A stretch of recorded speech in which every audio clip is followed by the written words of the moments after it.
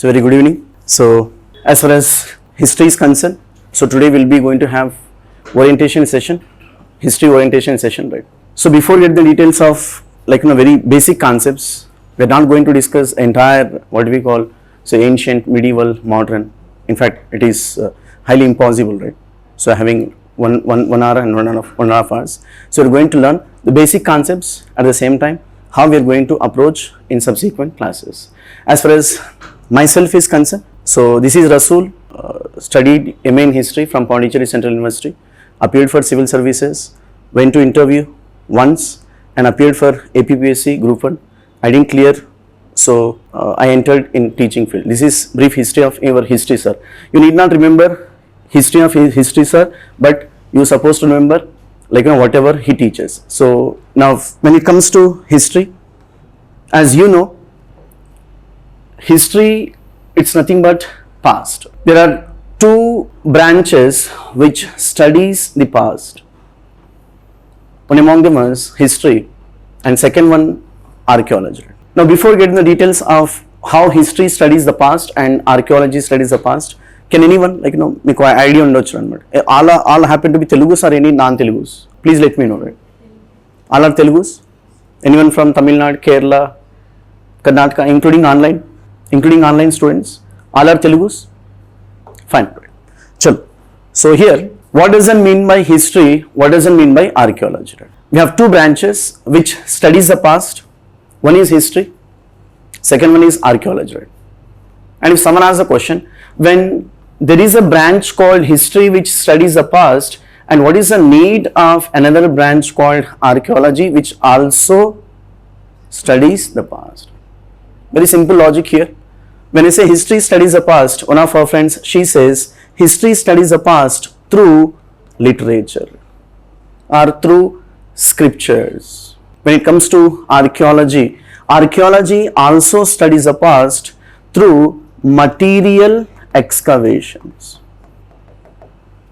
Whatever, maybe fossils, maybe pots, maybe inscriptions, maybe coins, whatever you have, so-called excavated materials. So I have two branches, history and archaeology. And if someone asks the question, what is the need of studying the past? Now keeping aside there are two branches, how and why we shall read the past? Now we have so many reasons, and especially public service commissions, right from UPSC to APPSC, TSPSC, whatever public service commission you talk about, every public service commission concentrated on social sciences in general, in particular history, because we have to learn lessons from the past. We are going to learn in subsequent classes what kind of lessons. So for example, if we learn a chapter called Indus Valley Civilization, what kind of lesson, what kind of say experience we have to learn from Indus Valley Civilization? We are going to learn what we call a chapter called Vedic Civilization, otherwise called as Aryan Civilization. How we have to learn lessons from Aryans or Vedic. Apply the same towards Mauryans, apply the same towards Guptans, Sultans of Delhi, Mughals, what not, it went on, including from your Europeans. Right? It's all about learning the things which happened once. You call it, for our convenience, we use the term called ancient, medieval and modern. Right? Fine. Now, so besides there are two branches, we have to have some sort of categorization. So we call it categorization of history, because you can't study the entire history at one stake. For our convenience, for scholarly convention, history broadly divided into three categories. The question is, on what grounds? On what grounds? On the grounds of feudalism. So generally, you're quite aware of this thing. So these terminologies, we have ancient history, medieval history, modern history. So Telugulo manamu prachinamu, madhyayugamu, adunikamu antamu. So ancient Indian history you call it, medieval Indian history you call it, modern Indian history. If someone asks the question, what is the base through which the entire history broadly divided into three categories based on feudalism? In fact, we are not going to discuss here feudalism, what exactly feudalism, in which circumstances feudalism born and brought up, what were the characteristic features of feudalism, what were the positive aspects of feudalism, and negative aspects of feudalism. We're not going to discuss here. My point is, I'm just introducing the concept. Based on feudalism, entire history divided into 3 categories. And when you read basic texts like NCERT's +1 +2, +1 +2, ancient Indian history, otherwise called as pre-feudal societies.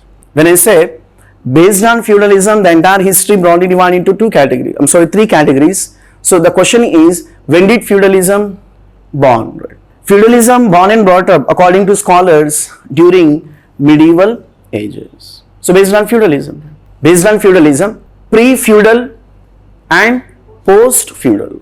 Here, the base is important. In subsequent classes, you have to observe. So when I say based on, say when I say the next slide we are going to learn, for example, we have prehistoric age, proto-historic age and historic age. What is the base? Base is important.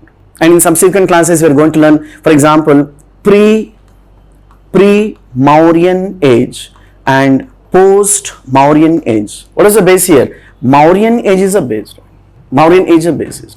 And in subsequent classes we are going to have some sort of discussion, that is pre-Guptan age and post-Guptan age, pre-Mughal period and post-Mughal period. Whenever you come across pre and post, you shall keep in mind, yes, it was classified or it was categorized based on something. Fine. Now, so based on feudalism born and brought up, as of now just have an idea, feudalism born and brought up in medieval ages, we are going to learn in subsequent classes. Based on feudalism, the entire history broadly divided into 3 categories, ancient, medieval and modern. And if someone poses a question, was it for Indian or for entire, let me tell you, for entire human history. Apply the same towards, say, ancient Europe, I'm talking about European history, medieval Europe and modern Europe. Now we are not talking about European history or world history. Since we are discussing Indian history, we are using the term called based on feudalism, which born and brought up in medieval ages. So ancient societies, otherwise called as pre-feudal societies, medieval societies, otherwise called as feudal societies, and modern societies, otherwise called as post-feudal societies. So ancient, medieval and modern.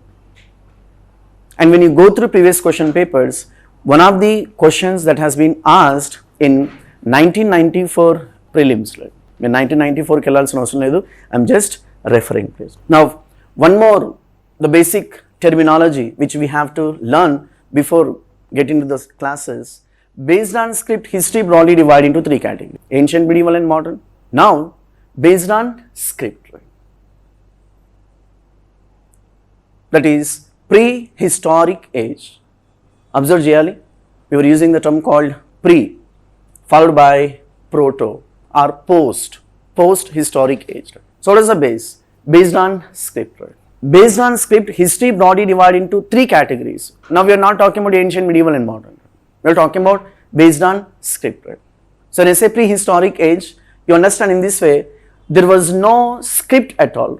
Lipileni kalanni antam telugulo. Prehistoric age is a phenomenon where there was no script at all. Then the question is, without script, how did people communicate? The moment you don't have script, forget about language. No, it's a general phenomenon. How did people communicate? That's we are going to learn, through signs, through gestures. The people who lived in prehistoric ages, we are going to learn that is Paleolithic, Mesolithic, Neolithic, Chalcolithic, we have different cultures. So people communicated with so many signs and so many gestures. So prehistoric age we call it.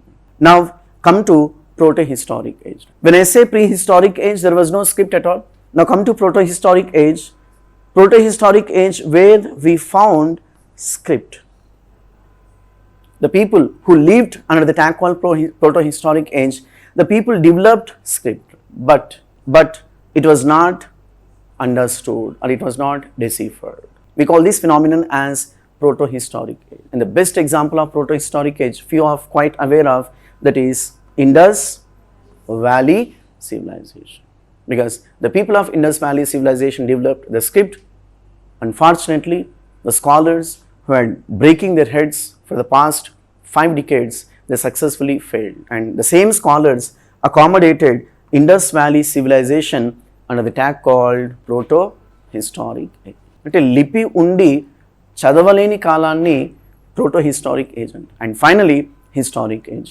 Historic age is nothing but script is available and we can read the script, we can understand the script, we can reread the script, right? And we can write the script. So we call this phenomenon as historic age. And the best example of historic age, can anyone? Is Vedic civilization, otherwise called as Aryan civilization. So based on feudalism, ancient, medieval and modern, based on script, prehistoric, proto-historic and historic age. Now with this background, come to ancient Indian history. So the span of ancient Indian history from prehistoric cultures to 750 AD. In fact, we are going to learn what exactly the terminology is like AD, BC and all. As of now, just have an idea. AD stands for Anno Domini, BC stands for before Christ. It's in Christian classification. We are going to learn the next session. So repeat, the span of, or like the chronology you call it, the span of ancient Indian history, the span of ancient Indian history that is from prehistoric cultures, otherwise called as from earliest to 750 AD. In some texts you also come across from earliest to post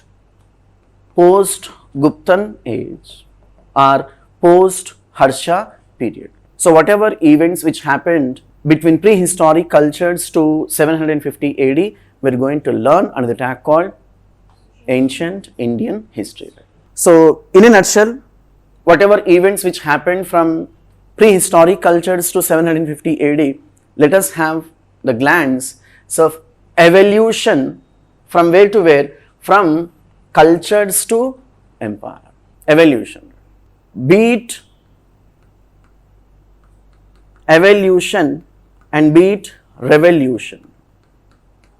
Both are meant for change. But there is a difference between evolution and revolution. If you want to witness the change suddenly, yes, revolution. The moment you come across evolution, where you come across gradual change, it may take like decades together, some like centuries together. Evolution. So from cultures to empire.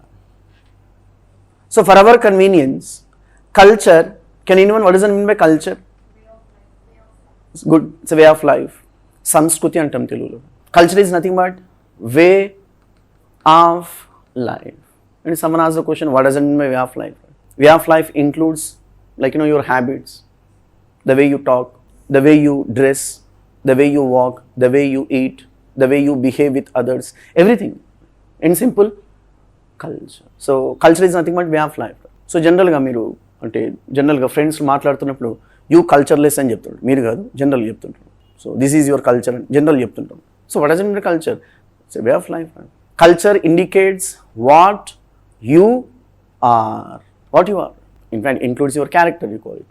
Then how about civilization? Yes, advanced way of life.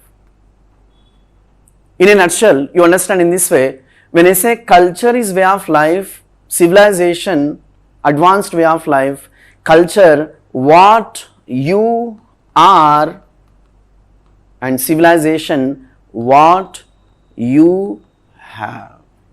అర్థం చేసుకోవాలి, చాలా easy. Basic concepts. I repeat, culture is nothing but what you are. By looking at you, like we can say, so cultured people, like cultured communities. Right? Then what is this civilization?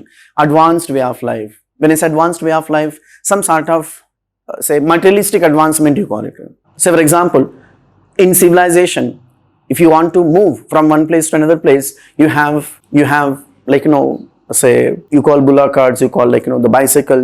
Material advancement can also be called as civilization. In fact, we have two types of we have two types of cultures. One is materialistic culture and non-materialistic culture.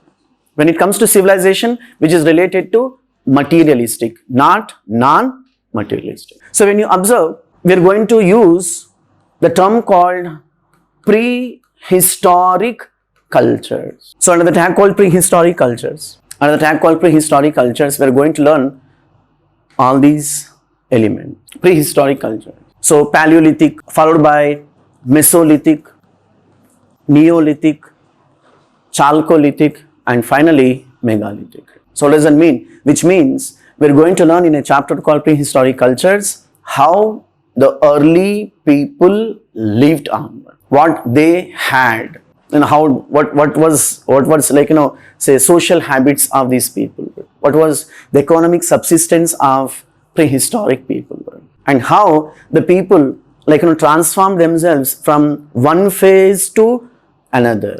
So from Paleo to Meso, from Meso to Neo, from Neo to Chalco, and finally Megalithic.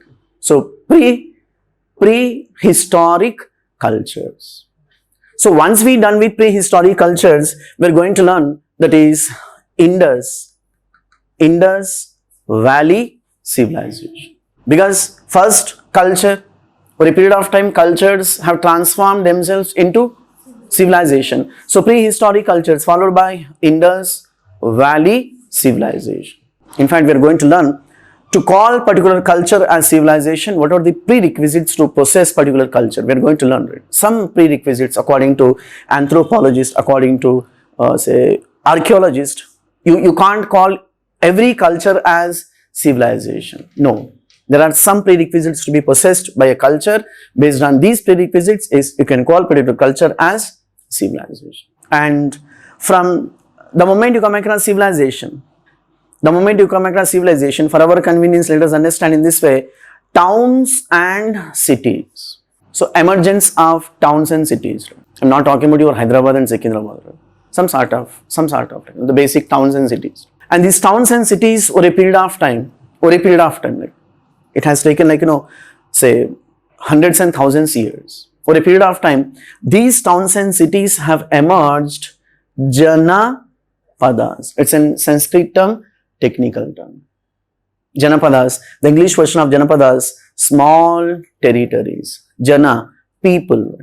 Padas, towns. Janapadas, the towns which possessed by people. So small territories you call them.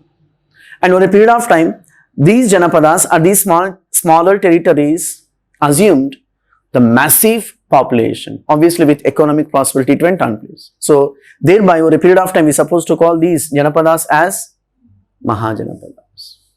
That is, larger territory. So when I say Janapadas, you also call them the small towns and cities. When it comes to Janapadas, some sort of kingdoms. Rajyamu antam Telugu. And these kingdoms over a period of time emerged as empire. Janapadas, Mahajanapadas, Samrajyas. So these are the Sanskrit terms, technical terms. So in a nutshell, evolution from cultures to empire.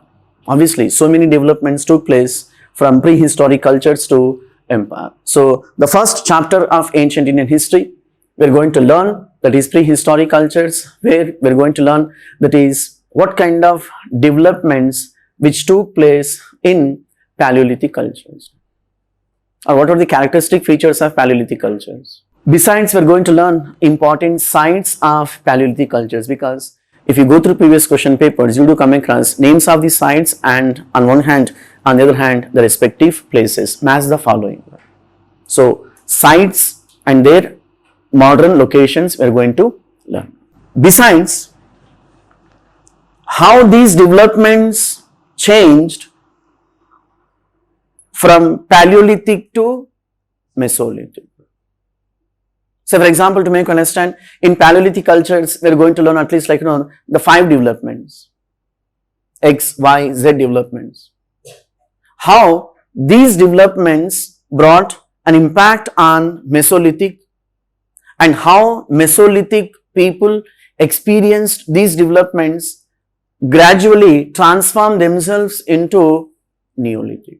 So what is economic subsistence of Paleolithic people? Say for example, to make you understand, when it comes to economic subsistence, that is, Paleolithic people were hunting, like, they were hunters and gatherers. It was not in the case of Mesolithic people. By the time Mesolithic people, now we found domestication of And the time Neolithic cultures, we found primitive agriculture. So changes we supposed to understand. So under prehistoric cultures, Paleo, Meso, Neo, Chalco and Megalithic. And as far as out of 5 cultures, the four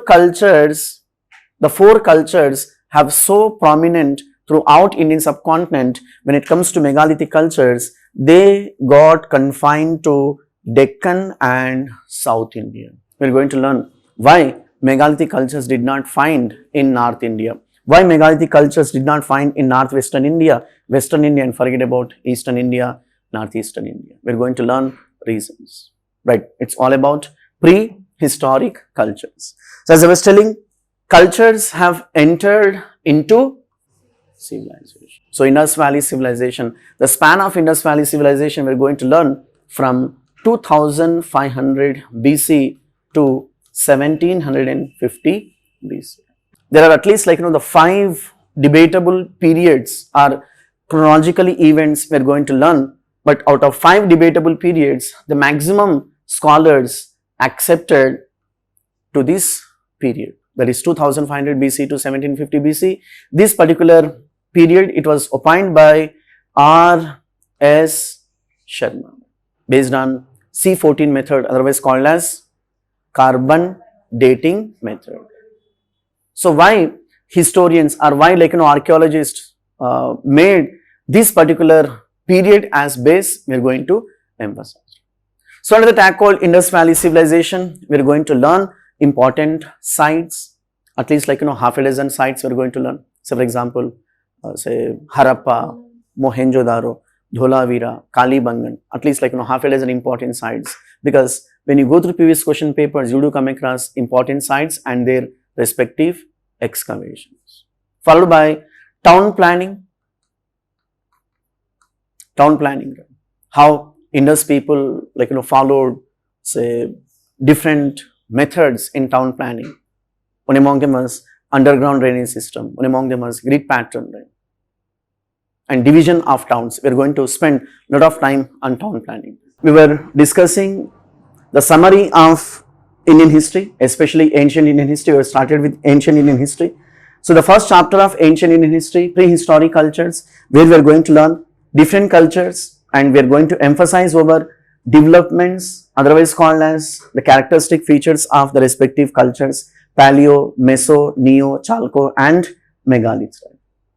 As I was telling, when there was no the script, prehistoric cultures prehistory, prehistoric age you call it, when there was no script, how people communicated. So these are the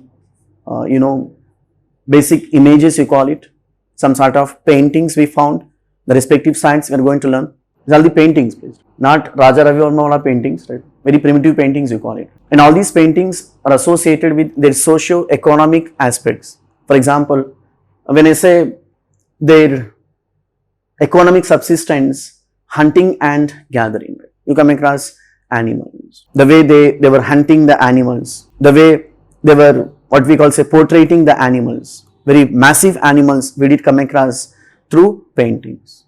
So there is a place called Bhimbetka, we are going to learn, which comes in Madhya Pradesh. It's one of the UNESCO's sites, Bhimbetka, Madhya Pradesh. So second chapter, Indus Valley civilization, we are going to learn sites, important sites, followed by town planning, followed by society, how Indus society got classified.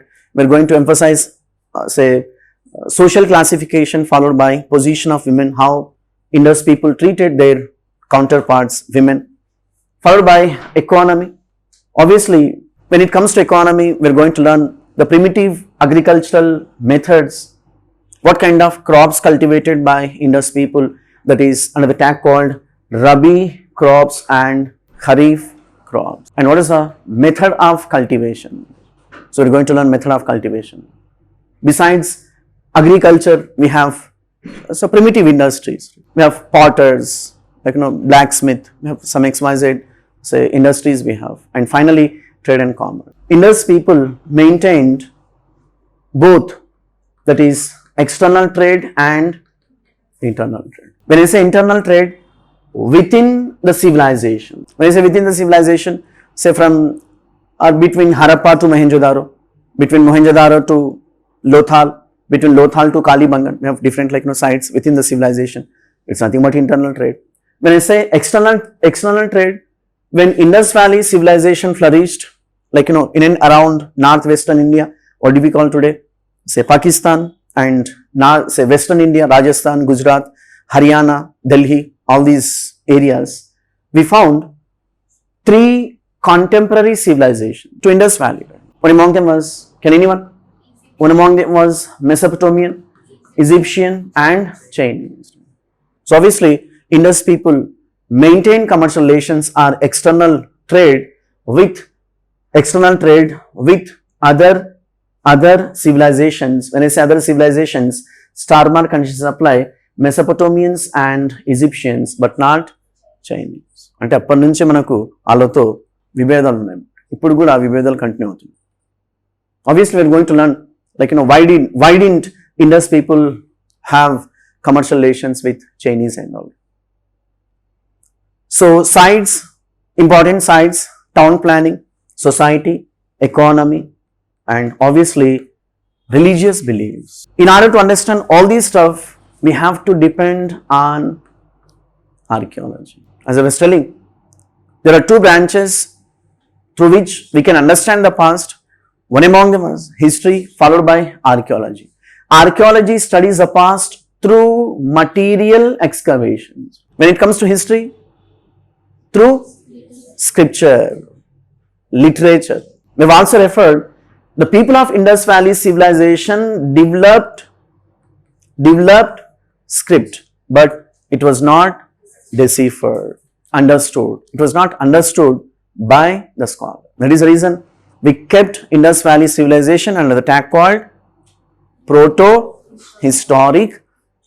So, society, economy and religion. And the 3rd chapter, Aryan civilization.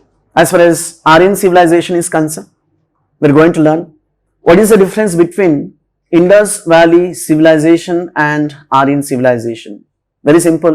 When you go through previous question papers, at least from 2010 to 2023, at least 3 questions you come across differences and similarities between Indus Valley and Vedic civilization, otherwise called as Aryan civilization. So what were the differences between Indus Valley civilization and Aryan civilization? At the same time, similarities between Indus Valley civilization and Aryan civilization. So as far as Aryan civilization is concerned, Aryan civilization, otherwise called as Vedic civilization, reason being Aryans developed literature, and for our convenience we call this literature as Vedic literature. For our convenience, Vedic literature broadly divided into 2 categories, that is Shruti and Smriti. We are going to spend a lot of time because in order to understand Vedic civilization, in order to understand Vedic religion, Vedic institutions, we call it society, economy, religion, and further in course of time, in order to understand Hinduism or Hindu religion, whatever you call it, you shall have glance on Vedic literature. Same, when you go through previous question papers, you do come across questions on odd one out. The components under Shruti and Smriti. Shruti literature, Smriti literature. These are the Sanskrit terms, technical terms. Shruti, which means to be heard or to be listened. When someone recites, you are supposed to listen. Then how about Smriti? To be learned or to be remembered. Yes, you can remember. Smritinchukodam antam Telugulo. Generally, we generally use in colloquial language. So, what were the components under Shruti and what were the components under Smriti? We are going to learn it. So, for example, we have 4 Vedas. Quite aware of Rig Veda, Yajur Veda, Sama Veda and Atharvana Veda. 4 Vedas. Followed by 7 Brahmanas, 7 Aranyakas, and finally 108 Upanishads. I am not instructing you people to by heart all these things. No. These numbers are extremely unimportant. Over a period of time, definitely you will remember. My point is, history is not A telephone dictionary, let me tell you. What do you come across in telephone dictionary? Names and numbers. No, this is not, history is not names and numbers. History, we are supposed to learn how social institutions, how economic institutions, and how religious, otherwise called as cultural institutions. That's what I was using when you observe my classes from 2010 onwards. When you go through previous question papers of UPSC General Studies Prelims, from 2010 onwards, UPSC started concentrating. UPSC confined herself to socio-economic and cultural history. It does not mean we're supposed to ignore political history. Having some sort of glance or political history, we shall emphasize our social history, social institutions, economic and cultural history. And in fact, literature is one of the components of culture. So, Shruti, we have Vedas, Aranyakas, Brahmanas and Upanishads. When it comes to Smriti, we have 6 Vedangas, 4 Upavedas, 18 Puranas, and how many Itihasas? 2. What are the Itihasas? Ramayana and Mahabharata. As I was telling, when you go through previous question papers, you do come across questions, add one out. 3 from Shruti, 1 from Smriti, or 3 from Smriti, 1 from Shruti. Right. So once we done with Vedic literature, same, we are going to learn, that is the differences between early Vedic period and later Vedic period. So for our convenience, for exam point of view, the entire Vedic civilization, otherwise called as Aryan civilization, the span of Aryan civilization from 1500 BC to 600 BC. As I was telling, we are going to learn in subsequent classes what does it mean by AD and what does it mean by BC, how these classifications have done by European historians, and especially those who have attended NCERT classes already we did discuss.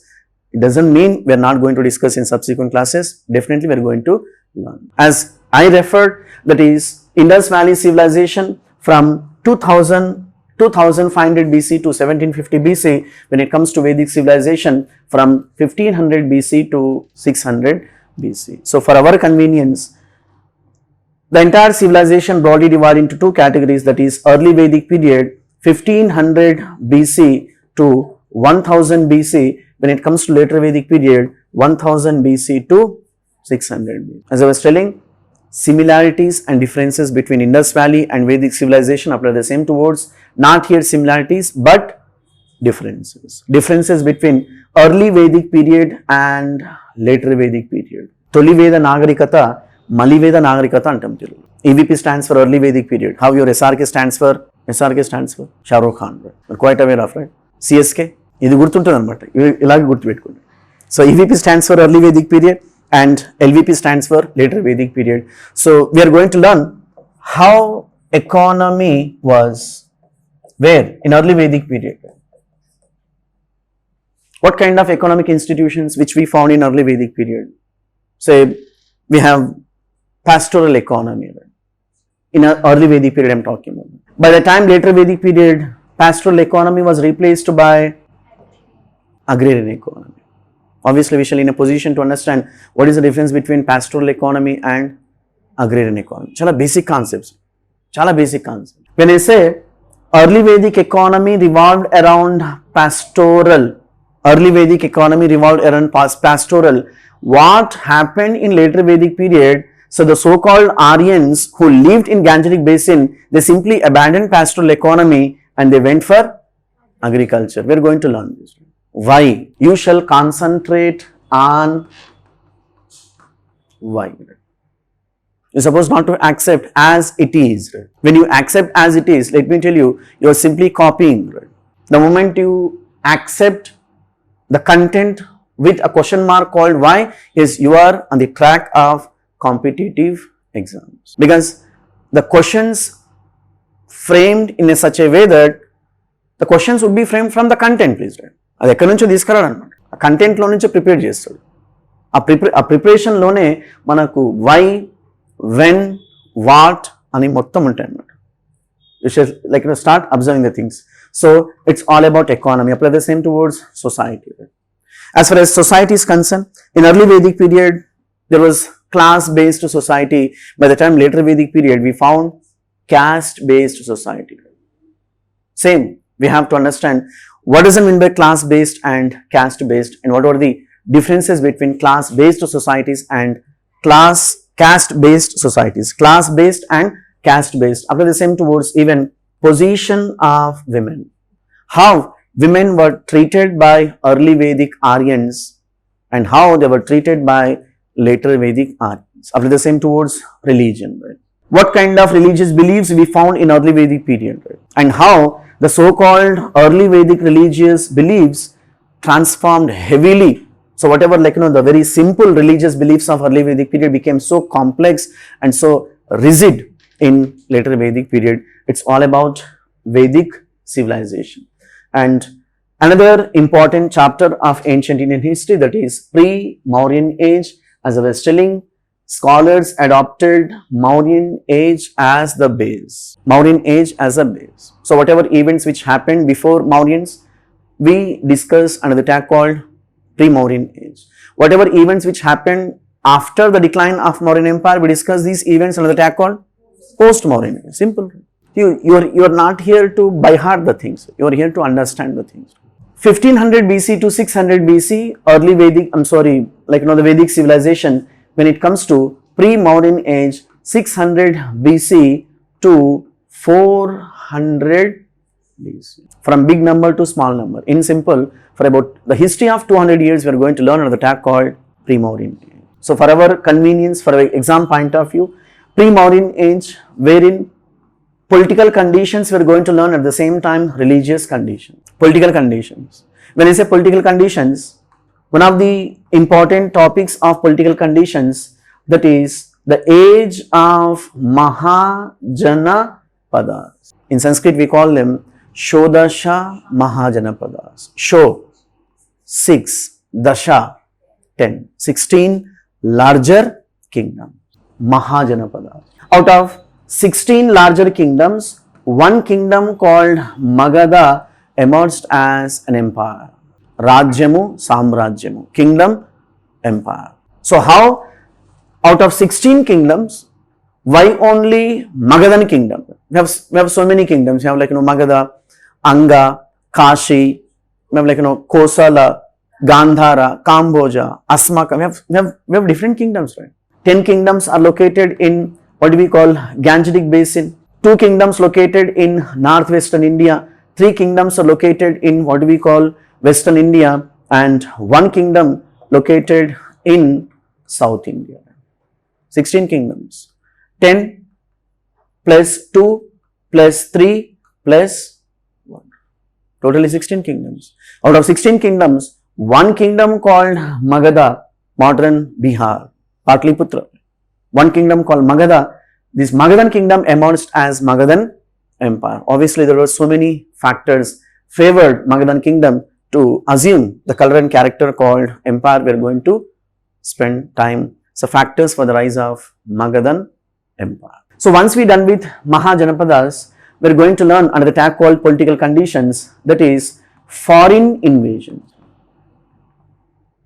Foreign invasions, especially Persian invasions, followed by Greek invasions. When I say Greek invasions, we are going to learn Alexander, the invasions of Alexander. So, we are going to spend a lot of time. Let me tell you, out of 3 components of Indian history, ancient, medieval and modern, we are going to spend much on ancient Indian history, because ancient Indian history is a kind of route to understand medieval and modern. It does not mean we are going to ignore medieval and modern, no, but we are going to spend a lot of time. Reason being, basic concepts. I have to explain what does it mean by kingdom, empire, and why foreign invasions take place, in which circumstances foreign invasions generally take place. Why didn't foreign invasions take place when Aryans were the masters of Gangetic Basin, when Aryans were the masters of Sapta Sindhu region? Why only foreign invasions took place when there were 16 kingdoms? Right? Very simple. History taught us, whenever you come across political instability, whenever you come across political instability or political disturbances, Rajakiya Anishchiti antam telugu. So repeat, the moment you come across political instability, keep in mind, someone comes and exploits the situation. When I say someone, for our convenience, use the term called foreigner. Now, when Indian subcontinent experienced 16 larger kingdoms, what does that mean? there was no unity among these kingdoms. When these kingdoms fighting for, fighting with one another, so understood by foreigners, Persians, the Darius, one Darius the second, we are going to learn. So these people, these rulers, they simply conquered Cambodia and Gandhara. So the so-called northwestern India became part and parcel of Persian Empire. So when Persians became weak, now we found the invasion of Greeks, especially Alexander. So what was the outcome of foreign invasions? We are going to learn. It's all about political conditions, and when it comes to religious conditions, we are going to learn Jainism, Buddhism, Ajivika religion, Nyaya philosophy, Samkhya, at least so history taught us for about 64 philosophies born and brought up in 6th century BC, otherwise called as 600 BC. 64 philosophies. And definitely we are going to spend a lot of time. What is the difference between philosophy and an organized religion? Because you can't call every philosophy as a religion. Even I can come up with my own philosophy. Even someone can come with his own philosophy or her own philosophy. You can't call each and every philosophy as a religion. So let me tell you, Buddhism was a philosophy, Jainism was a philosophy, Nyaya, Samkhya, Mimamsa, we have different philosophies. But out of 64 philosophies, only few philosophies assumed the tag called religion. One among them was Jainism, one among them was Buddhism. It went on. We're going to spend time. Why all of a sudden we started talking about new religions in 600 BC, another tag called religious reformation movement. So, very brief history of the respective personalities or philosophers, you call them. When it comes to Jainism, we have Tirthankars, Rishabhnath, Parshvanath, Vardhaman Mahavir. When it comes to Buddhism, Siddhartha Gautama, popularly called as Gautama Buddha. When it comes to Ajivika religion, we have we have different philosophers. We are going to learn another tag called pre-Mauryan age, political conditions and religious conditions. Now come to Mauryan age. As far as Mauryan age is concerned, so we are going to learn political history here. Reason being, UPSC concentrates on either Chandragupta Maurya and maximum on Ashoka. There are three personalities in the history of India you are supposed to learn: Ashoka, followed by Samudragupta, followed by modern Hrithik Roshan. These three, please. Reason being, previous questions. Why these three rulers considered as great, we are going to learn. Not because they followed the policy of expansion, not because they fought so many wars, battles, not because they emerged whatever battles they fought in, right? Because they followed different methods, different reforms, different policies. So we call these policies as universal policy. Universal. Even today, whatever the policies followed by Mauryan Ashoka, Samudragupta, one of the great rulers of Guptan Empire, and Akbar, one of the rulers from Mughal Empire. So universal policies. That is the reason we considered, when I say we, Indian history considers even today, these three happen to be greatest personality. So my point is, the moment we enter Mauryan age, we are going to refer political history. So Chandragupta Maurya, Mauryan Ashoka and his successors. Obviously, we are not going to spend much time on political history. Once we are done with political history, we are going to learn administration. And we are going to spend much time on administration, administrative aspects of Mauryan. Because whatever we were experiencing administration today, these administrative institutions for the first time introduced by Mauryan. You call central government, provincial government, revenue administration, judicial administration, military administration, whatnot. My point is, the administrative institutions for the first time introduced by Mauryan. So obviously, we are going to learn Mauryan administrative system based on modern administrative system. And finally, we are going to spend time on Mauryan art, one of the topics of art and culture. And someone asked the question, why all of a sudden we started talking about art? Because we didn't speak when pre-Mauryan age was there. Well, neither we spoke about, say, in Vedic civilization. Because for the first time, we found the historic art, you call it, from the days of Mauryans. The credit goes to the invasion of Persians and invasion of Greeks. followed by the Guptan age. In fact, the post-Guptan age, post-Mauryan age, that is Mauryans and post-Mauryans. Under the tag called post-Mauryan age, one of the important events we call it, that is under the tag called art, Gandhara, Mathura and Amaravati. Gandhara school of art we call it, Mathura school of art and Amaravati school of art. When I say Gandhara school of art, northwestern India, Mathura school of art, North India, UP. When it comes to Amaravati school of art, Deccan and South India. So why all of a sudden we started talking about art? The credit goes to one of the wings of Buddhism, that is Mahayana Buddhism. You can't imagine image worship without Mahayana Buddhism. It was Mahayana Buddhism for the first time introduced the image worship in Indian subcontinent. And today you can't imagine Hinduism without image worship. What does it mean? Very simple. Hinduism copied image worship from Mahayana Buddhism. That's it. Right. So as far as Guptan age is concerned, as I was telling, we're going to spend a lot of time on Samudragupta. It was popularly called as Indian Napoleon. It was popularly called as Indian Napoleon. Besides political conquest, he also contributed a lot to culture, and especially the gentleman built temples in what we call Nagara style of architecture, otherwise called as Shikhara style of architecture. The moment you come across art and architecture, we are going to spend a lot of time. And keep in mind, we are not going to read or we are not going to study art and culture in separate. Right? We are going to study them as part and parcel of history. For example, as I was telling, say Mauryan Empire. We are going to follow some components of Mauryan Empire. So first, sources we are going to discuss, political history we are going to discuss, administrative aspects we are going to discuss, general conditions, society, economy and culture. As part of culture, we are going to learn art and architecture. అంటే ఇలా discuss చేయడం వల్ల ఏమవుతుందంటే, ఇలా చదవడం వల్ల ఏమవుతుందంటే ఒక కంటిన్యూటీ అనేది ఉంటుంది. ఫస్ట్ ఉట్టిగా హిస్టరీ చదివి తర్వాత ఆర్ట్ అండ్ కల్చర్ అంటే మొత్తం ఉండేది పోద్ది, ఉంచుకునేది పోద్ది. So the post Guptan age, as far as post Guptan age is concern, three personalities we supposed to concentrate. One gentleman from North India, second one from Deccan and third one from South India. When I say one from North India, by name Harsha Vardhana. So obviously brief political history and what kind of contributions made by Harsha Vardhana to culture, especially to literature. Because he patronized many scholars, and it is not exaggerated to say he himself was a great scholar in Sanskrit.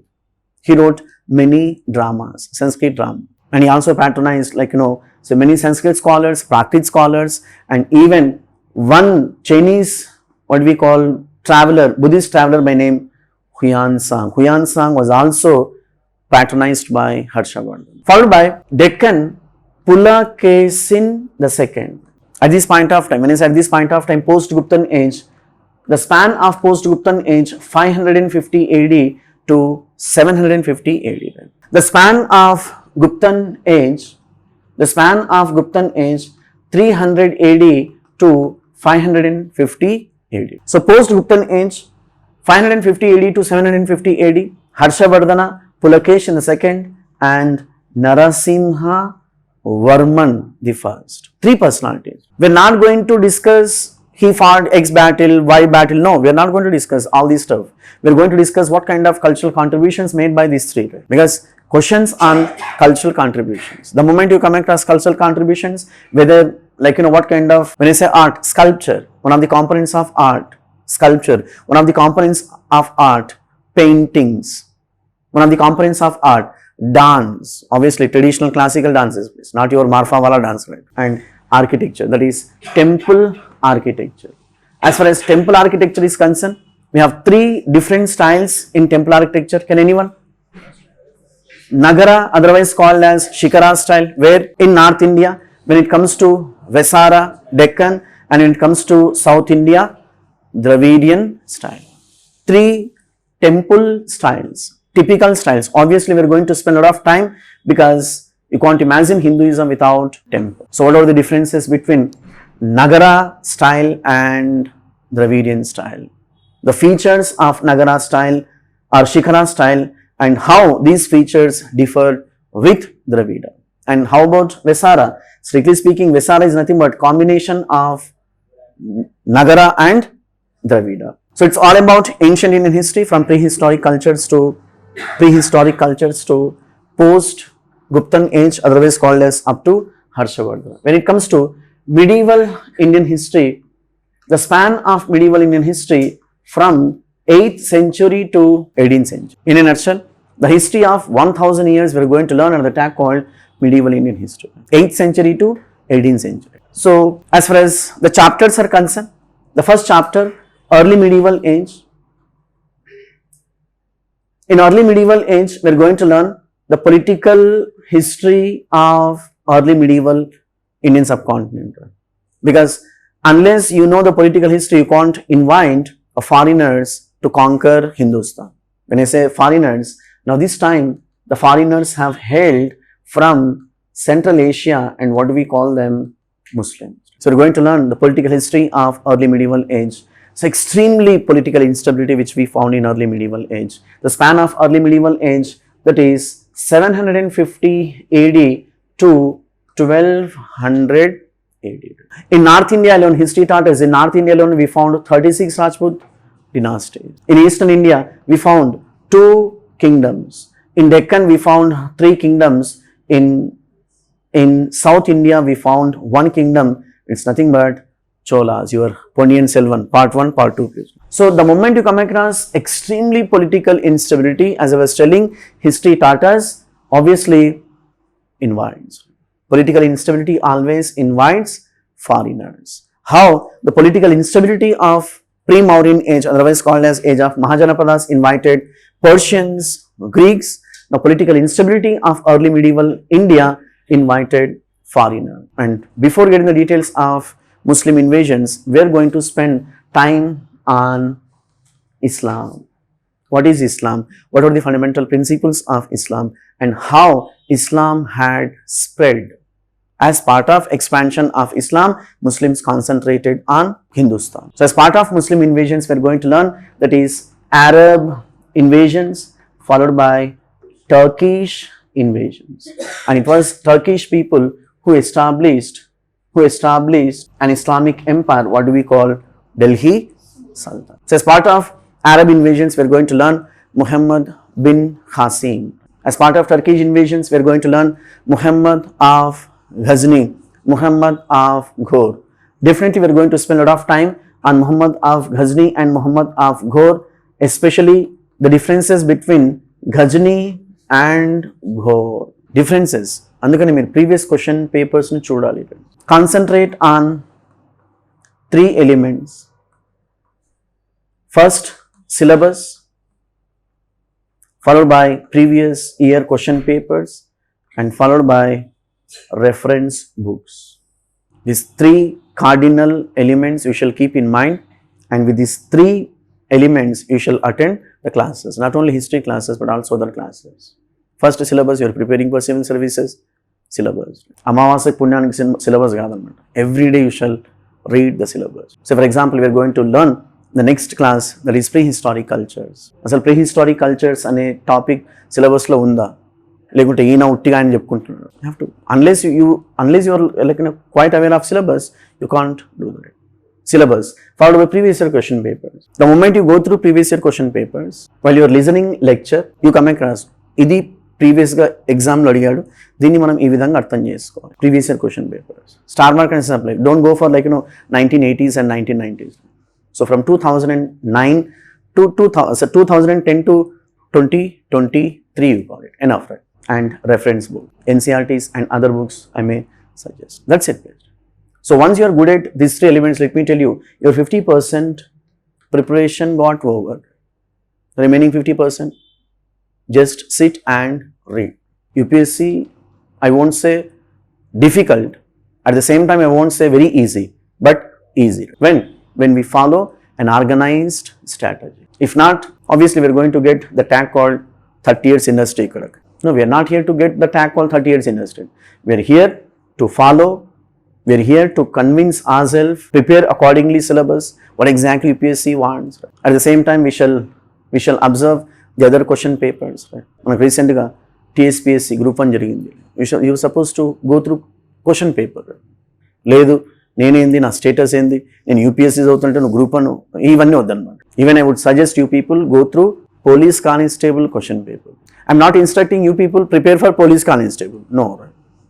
I'm instructing you people just go through police constable question paper, SI question paper, Group 2 question paper, Group 1 question paper, SSC question paper. Because we are in competitive field. Right? How the questions are being asked, we shall always in a position to catch the pulse of UPSC. Keep in mind, right? When you succeed in getting the pulse of UPSC, you will be in place. అంటే ఏంటి, మన number final లిస్ట్లో ఉంటుందన్నమాట. It takes a lot of time. Start working right from the days. So my point is, under the tag called early medieval age, we are going to learn political history, at the same time Muslim invasions, and finally, so it was Turkish Muslims succeeded in establishing a sultanate. Sultanate is in Persian term, the English version kingdom. Since Delhi as a capital, we call it Delhi Sultanate. So we are going to learn obviously political history. It was ruled by so many dynasties. So we have Slave dynasty, Khilji dynasty, Tughlaq dynasty, Sayyid dynasty, and finally Lodis. So under the tag called political history dynasties, we are going to emphasize on few personalities like Iltutmish. Qutbuddin Aybak, followed by Iltutmish, was responsible for introducing so many reforms. And one women ruler, Rajia Sultan. The moment we enter into Khiljis, we are going to learn Alauddin Khilji, modern Ranveer Bhai, Alauddin Khilji. When it comes to Tughlaqs, Muhammad bin Tughlaq. MBT stands for Muhammad bin Tughlaq. And forget about say Sayyids. When it comes to Lodis, we have Ibrahim Lodi. Ibrahim Lodi happened to be the last ruler of not only Lodi dynasty but also Delhi Sultanate. What does that mean? He was killed in a battlefield called Panipat, which fought in the year 1526 between Ibrahim Lodi and Babur. Outcome, Ibrahim Lodi got defeated and eventually got killed. Resulted, Delhi Sultanate was replaced by Mughal Sultanate. It's all about political history. And once we're done with political history, same components we're going to follow administration. So when Mauryans introduced administrative systems, what kind of changes made by Muslim rulers? This particular area where we're going to spend a lot of time. And we're not going to spend much time on Mughal Sultanate. When I say Mughal Sultanate, Mughal administration, because the same administration they simply copied from Delhi Sultanate. So as far as Mughal Sultanate is concerned, same political history.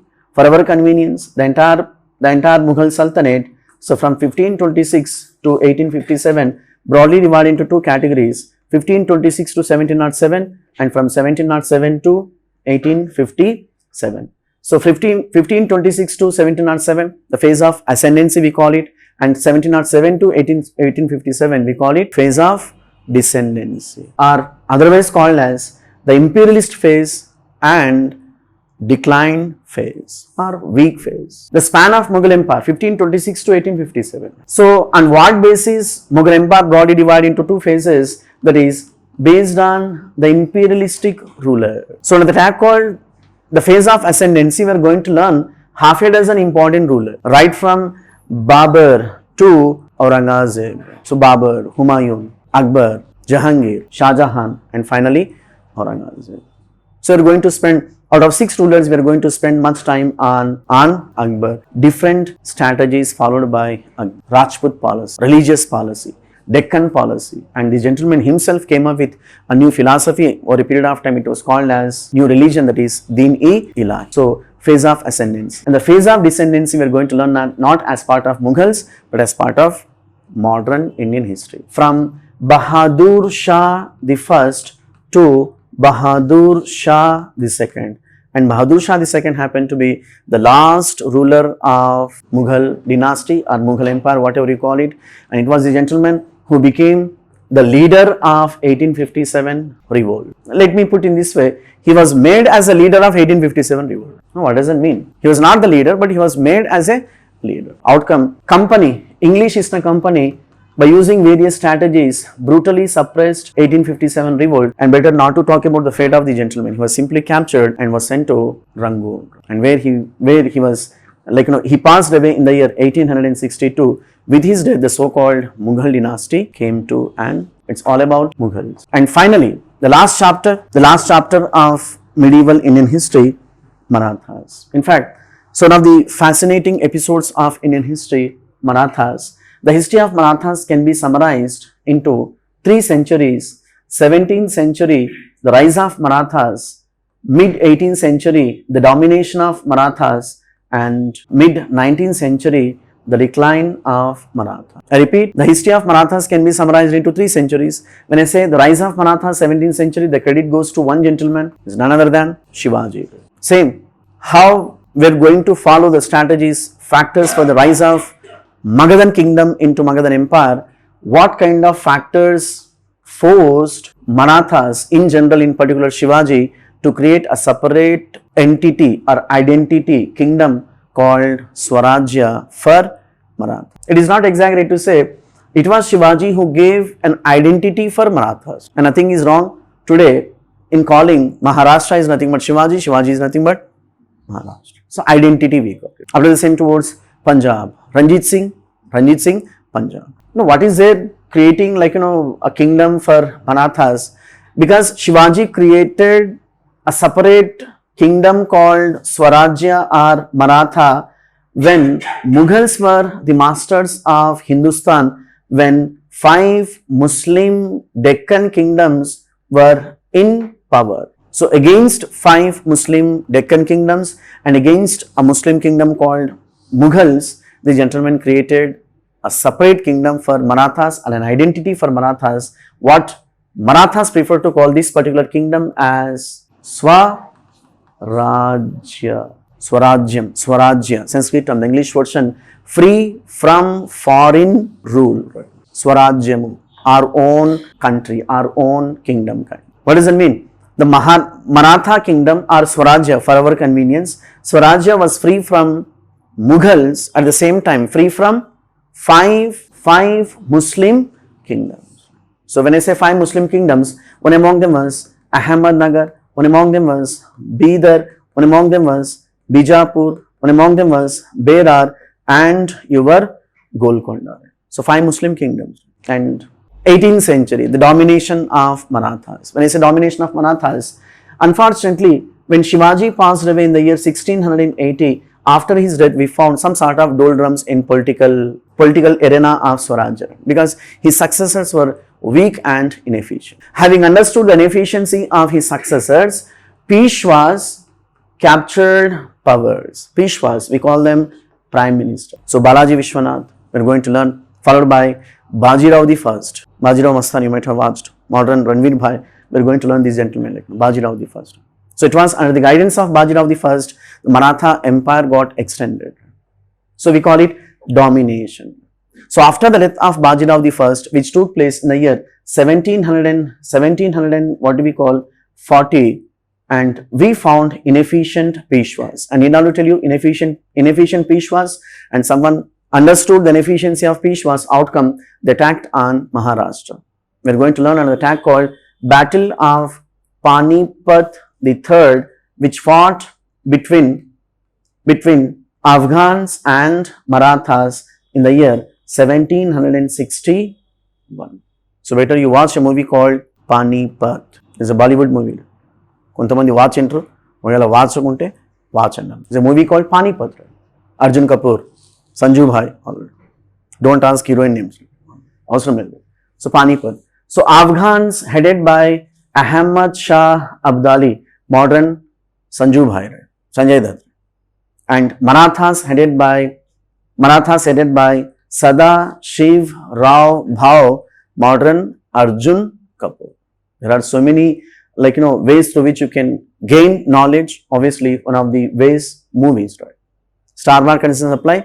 Watch content based movies, historical movies. Masaru watchaman cheppina anni watch kuda kusokanడి. Mana exam ki edaithe avasaramo avi chudandi tappaledu. So 18th century, 1761 is nothing but 18th century, and 19th century we found Anglo-Maratha war. Resulted, the so-called Marathas were defeated in the hands of English East India Company, and Maharashtra, or otherwise called as Swarajya, became part and parcel of part and parcel of that is English Empire. So with this, we'll have a pass. In the next class, we'll meet with basic concepts. So I request you people, while you are attending history classes, come with preparation. Come with preparation. Read 3 NCRTs. One is Ancient India by R.S. Sharma. And second one is Medieval India by Satish Chandra. And the third one is Modern India by Bipin Chandra. So first chapter we're going to learn, that is prehistoric cultures. Take a chapter called prehistoric cultures from NCRT. Very lucid, have some sort of idea, attend the lecture, note down important points, and if you feel that these points are not covered, or you can pose me questions in class, or if not after the class, you can have some sort of clarification. So totally thrice. One is pre-class preparation, second one is class preparation, and third one is post-class preparation. Subject కాదు కదా, అలా అమ్మమ్మ కూడా వస్తుంది అనమాట. ఆమె ఎందుకు లేదు సార్, వద్దు ఆమె వద్దు, అక్కడే కూర్చొని. So 3 times చదవాలన్నమాట. క్లాస్కి వచ్చే ముందు ఒకసారి చదవాలి, ఒక ఐడియా ఉంటుంది అనమాట. సచ్చినోడి పెళ్ళికి వచ్చింది అక్కడ మీద ఒకటి మెల్లగా నూకాలన్నమాట. So with that idea attend the lecture, will get something right. So when you go through ఆ టాపిక్, మనకు లేని డౌట్లు వస్తాయి అనమాట. That is important. ఏం చదవకుండా వస్తే ప్రశాంతంగా ఉంటుంది అనమాట. Everything is going on well, చాలా మంచి. ప్రాబ్లం ఎక్కడ వస్తుందంటే, మనం చదివి క్లాస్కి వస్తే అప్పుడు భయంకరమైన డౌట్స్ వస్తుంది. ఇదే మనకు రావాలన్నమాట. And I strongly believe the class must be 2-way traffic place, not highway ముందు మొత్తం ఆగమాగం కావాలన్నమాట. India was given independence in 2014, ఇది కాదన్నమాట. వాళ్ళు రాసుకోకూడదు. దండం పెడతాను, తాగొచ్చినావా 1947లో ఇండియాకి ఇండిపెండెన్స్ ఇచ్చిన 2014 చెప్తున్నాను. when you have idea. And so after listening the class, just go to your the respective rooms and dormitories, read the same topic, right? And have your own points, be it for prelims and be it for main. And let me tell you, మీరు ఏదైతే notes రాసుకుంటారో ఎప్పుడు, after 3 stages, and this is your asset, let me tell you. And keep in mind, it takes a lot of time. It must be continuous process. ఒక 1 week చేసి చాలా కష్టపడినామని feel అయ్యి rest తీసుకొని అలసిపోయి మళ్ళీ రెస్ట్ తీసుకొని, ఇది కుదరదు అనమాట. Start working on this. So with this will have a pass. Will meet the next class. Thank you.